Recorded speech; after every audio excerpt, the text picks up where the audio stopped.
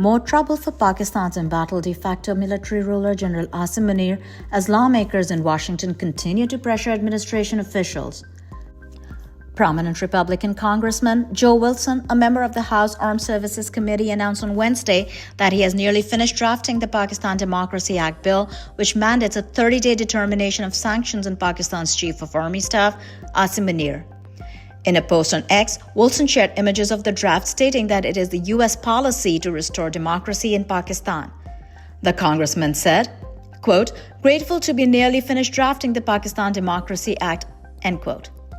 He added, quote, "It establishes that it is the U.S. policy to restore democracy in Pakistan. It mandates a 30-day determination of sanctions on Asim Munir and reviews all generals, government officials, and their families for sanctions," end quote. The draft states, quote, "To authorize the imposition of sanctions with respect to certain foreign persons who have knowingly engaged in the wrongful detention and imprisonment of political opponents in Pakistan and for other purposes," end quote. Bipartisan elected officials in Washington have called for the release of former Pakistan Prime Minister Imran Khan after increased engagement by Pakistani Americans with lawmakers. Mr. Khan has been held on frivolous charges for 571 days. Pakistan's military government has banned the country's opposition political parties from holding a two-day democracy conference in the capital, Islamabad. Local reporters stated that the venue where the conference was to be held, along with the hotel staff and administration, were threatened with heavy fines and the sealing of the business. Former Prime Minister Imran Khan's party, the PTI Movement for Justice, has formed a coalition of nationalist and regional political parties to establish an alliance for a protest movement against the undeclared martial law in the country. Journalists, academics, members of parliament, and human rights activists addressed the opening session of the conference, which was disrupted and ended abruptly after the military government's administration pressured the venue staff. A member of the opposition alliance Tehreek-e-Insaf movement for the protection of the Constitution, former Prime Minister Shahid Khaqan Abbasi said, quote, "Today there is no permission to even talk. Laws are being made to stop people from talking and to dismantle the judicial system," end quote. Referring to the recently promulgated Prevention of Electronic Crimes Amendment Act 2025, also known as PICA, which seeks to punish journalists and criminalize freedom of speech.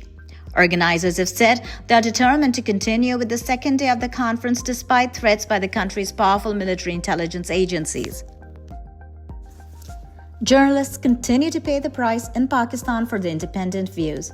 Two more prominent Pakistani journalists have been taken off air after pressure from the powerful agencies of the Pakistan military government.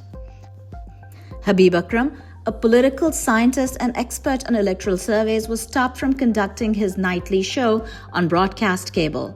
Another veteran journalist, Khalid Jamil, said in a post on X, quote, "In the best interest of the management of ABN News and my colleagues, I have left the news channel.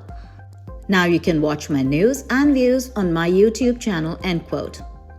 Journalists have increasingly moved to independent digital media after the military government took complete control of traditional broadcast media. Last week, Current Affairs host Kashif Abbasi was also taken off air for an indefinite period after speaking about rigging in last year's general elections. Abbasi works for ARY News, whose star investigative journalist Arshad Sharif was hounded out of the country and assassinated in Kenya on October 23, 2022.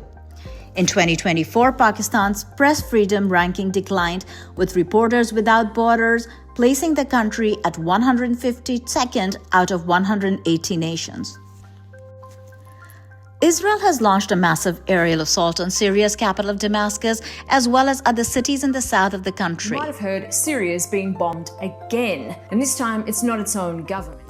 Local media sources reported strikes near Damascus as well as the cities of Quneitra and Dara, according to Robsite News. Residents of Damascus reported hearing the sound of planes flying several low passes over the capital and a series of blasts. The bombardment came hours after Syria condemned Israel's incursion into the country's south and demanded it withdraws, according to the closing statement of a National Dialogue Summit. The summit, organized by Syria's new government, aimed to outline the country's political roadmap after the toppling of President Bashar al-Assad in December. Syria's government said that Israel was violating the country's sovereignty and called on the international community to pressure it to stop the aggression, demanding an immediate and unconditional withdrawal.